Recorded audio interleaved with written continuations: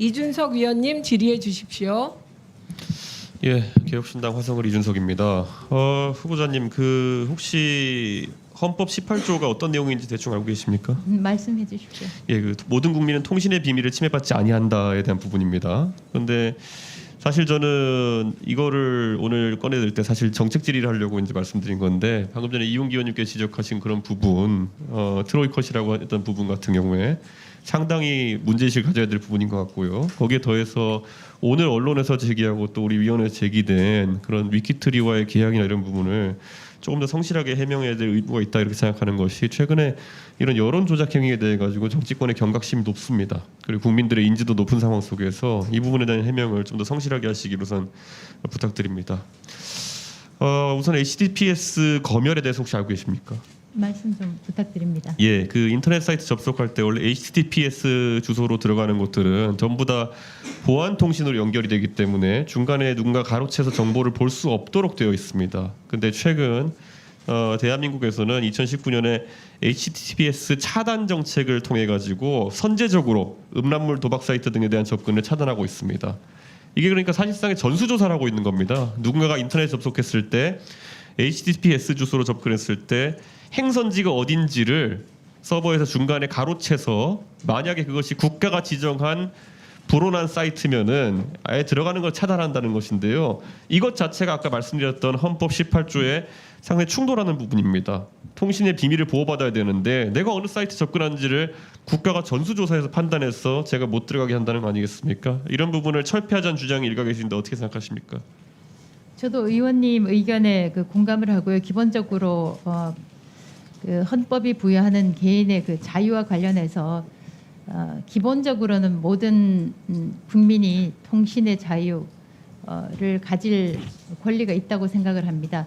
다만 최근에 N번방의 비밀 사건도 있었고 최근에 있었던 사이버레커 사건도 있었기 때문에 이런 부분이 두 개의 가치가 충돌하는 게 아닌가 싶습니다. 예, 제가 임명이 된다면 지금 말씀하신 부분에 대해서 어떻게 하면 개인의 권리를 최대한 보호를 할 수 있을지에 대해서 찾아보겠습니다. 후보자님, 이게 사실 두 가치의 충돌이라고 하기에는 우리 산업에도 막대한 지장을 주고 있습니다. 그래서 지금 보면은 전기통신사업법의 22조의 5를 보면요, 통신 사업자에게 불법 촬영물 등의 유통 방지 의무를 부과하고 있습니다. 그래서 지금 카카오톡이라든지 아니면 커뮤니티 사이트들 같은 경우에는 이미지 검열 서버를 자체적으로 마련해야 됩니다. 그래서 이용자가 전송하는 이미지들을, 이것도 마찬가지로 통신 비밀을 침해하는 겁니다.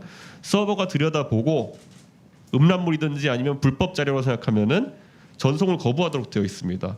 그런데 이게 뭐겠습니까? 서버가 들여다본다는 건 전수조사입니다. 내가 내 사랑하는 사람과 어떤 사진을 전송하든지 어떤 사적인 통신 같은 것들도 다 서버가 들여다볼 수 있도록 하는 그런 상황인데, 사실 이게 아무리 범죄 예방이라 하더라도 이런 식이면요, 음주단속을 전수조사하는 거랑 똑같은 거예요.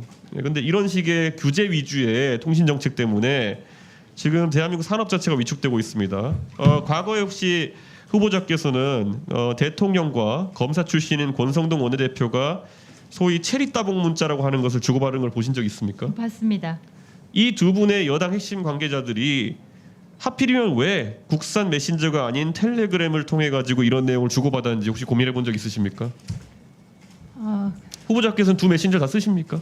예, 쓰는데 의원님 말씀하신 대로 국내 메신저들은 지금 말씀하신 대로 이것이 서버에 남아서 흔적이 남아서 비밀이, 주고받은 통신 비밀이 유출될 수 있지 않을까라는 그 우려에서 이 독일 텔레그램을 많이 사용하는 걸로 그렇게 알고 있습니다. 아니, 감히 누가 대통령과 원내대표의 통신을 감청할 것을 우려해가지고 대단한 내용도 아닌 게 사실 확인돼가지고 이준석 뒷담화하는 내용이었는데 이런 걸 텔레그램을 주고받지 않습니까? 이런 상황 속에서 어떤 국민들이 우리 국내 기업들의 메신저들의 통신 보안을 안심하고 이용할 수 있겠습니까? 저는 그렇기 때문에 이 규제가 사실, 저는 아까 음란물을 유포를 막는다든지 아까 N번방이라는 것도 텔레그램 통해서 유포된 겁니다. 결국 텔레그램 사업자에게는 전혀 적용되지 않는 검열들이 국내 사업자들에게만 의무로 부과되어 가지고 우리 소비자들의 통신 시장에 대한 신뢰만 떨어뜨리고 있습니다. 이 부분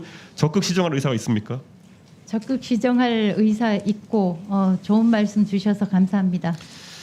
그리고 제가 어제 서면 답변이 좀 부실하다는 지적을 드린 바가 있는데요. 이진숙 후보자의 방송 언론 관련 이력 중에 가장 돋보이는 건 저는 지역 MBC 사장을 지낸 것이라 생각하는데요.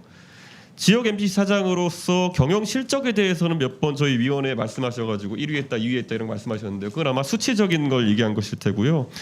방통위가 혹시 지역방송 발전 지원 특별법에 따라 가지고 지역방송 발전 지원 계획을 수립해야 된다는 것 혹시 알고 계십니까? 예, 알고 있고 지금도 금액은 45억 원 안팎으로 지원을 하는 걸로 알고 있는데 제가 지역사 사장으로 있었기 때문에 그러한 금액이 턱없이 부족하다고 느끼고 있습니다. 그런데 실제로 윤석열 정부 들어서서 2022년부터 2023년까지 그 전 문재인 정부에 비해 가지고 방송 발전위원회가 회의를 갖는 횟수라든지 아니면 실제로 업무 논의하는 횟수가 확연히 줄었습니다. 그래서 지난 3년간 10차례 개최해서 20개의 안건밖에 심의하지 않았는데 그것은 그 전에 비해서 2분의 1 토막, 3분의 1 토막 난 수치거든요. 저는 지역 MBC 사장 출신으로서 사실 예산도 아까 45억 정도 얘기하셨는데요. 이 예산이 정체되어 있습니다. 혹시 방통위원장이 되시면은 이런 예산을 어떻게 증액하실 생각이 있으십니까?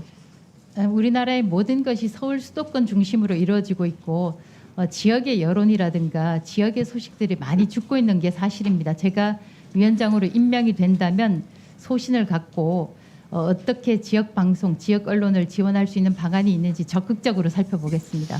예, 사실 뭐 지역 MBC 중에 보면 경남 같은 경우에는 어른 김장아 같은 다큐멘터리 영화라든지 이런 것이 백상예술대상 상까지 받을 정도로 좋은 콘텐츠들이 있는데 이런 것들을 방송통신위원회에서 진흥하는 것에 규제만 아니라 그리고 이사진 선임하는 것뿐만 아니라 진흥까지 좀 책임졌으면 하는 생각입니다. 그리고 앞으로 윤석열 정부에서 만약 일하시게 되신다면은 제가 아는 한에서는 대통령께서 정책에 대한 입장이 자주 변하시는 부분이 좀 있습니다. 그래서 이 부분에 대해서 한번 질문드리고 싶은데요. 윤석열 정부의 110대 국정과제 중 하나가 남북 간 언론 교류입니다. 이것에 대해 가지고 후보자가 혹시 가진 생각이 있으십니까? 대통령께서 남북 언론 교류를 내세우셨다면 저희도 원칙적인 입장에서 그 철학을 이행하는 게 마땅하다고 생각합니다. 그래서 2022년 10월에 통일부에서 위성이 아닌 일반 수신기를 이용해 가지고 북한 방송 조선중앙TV를 대한민국에 개방하겠다라고 발표했습니다. 이진숙 후보자께서는 조선중앙TV를 대한민국에 개방하는 것을 찬성하십니까? 반대하십니까? 전 좀 검토를 해봐야 되겠습니다. 그 답변을 드리기 위해서. 실제로 SBS에서 이것과 관련해 가지고 다큐멘터리를 제작하고 이것은 방송통신위원회에서 제작 지원한 다큐멘터리였습니다. 이에 따르면 개방에 찬성하는 국민이 47%, 방송 전문가는 80%가 동의, 남북 문제 전문가는 84%가 동의를 했거든요. 그런데 문제는 이제 이런 부분에 대해 가지고 2022년에 추진하다가 또 2023년에는 국민 정서 고려하여 신중한 접근을 필요로 한다. 이런데 사실 아까 봤던 것처럼 국민 정서상으로는 큰 문제가 없거든요. 이 부분에 대해 가지고 방통위가 혹시 방통위원장이 되시면은 다시 한번 추진을 해보실 생각이 있으십니까? 적극적으로 검토해 보겠습니다. 예, 사실 이 부분이 그 후보자께서는 본인이 우파적 성향을 갖고 있다 생각하십니까? 좌파적 성향을 갖고 계시다고 생각하십니까? 제가 그 성향을 가지고 있는 것은 있지만 이 자리에서 말씀드리는 것은 적절치 않다고 생각합니다. 다만 방송통신위원장으로 임명이 된다면 저의 성향과 상관없이 중립성, 독립성을 철저히 지켜나가겠습니다. 예, 저는 어제부터 청문회를 하면서 저도 약간은 이제 좌파를 싫어하시는 경향성이 있는 게 아닌가 의심을 하고 있긴 합니다만은 우파적 가치관에서 결국 자유라고 하는 것은 북한에 대해 갖고 있는 체제 우위성이라는 것을 바탕으로 해가지고 오히려 개방적이고 그리고 정보를 자유롭게 공유하는 것이 우파의 정신에 맞다 이런 생각을 합니다. 그렇기 때문에 일각에서 이런 부분 예를 들어 북한의 실상을 공개한다고 하면은 고무 찬양이나 아니면 추종하는 상황이 생길 수 있다라고 보는 시각도 있는데 본인은 거기에 동의하지 않습니다. 실제로 텔레비전이라는 창을 통해 가지고 실제 북한 체제의 그런 어떤 실상을 보여주게 되면은 오히려 우리 국민들이 정확한 정보를 전달할 수 있지 않을까 생각합니다. 그래서 이런 사업에도 관심을 가져주시길 부탁드리겠습니다. 그렇게 하겠습니다. 예. 네, 수고하셨습니다. 다음으로 황정아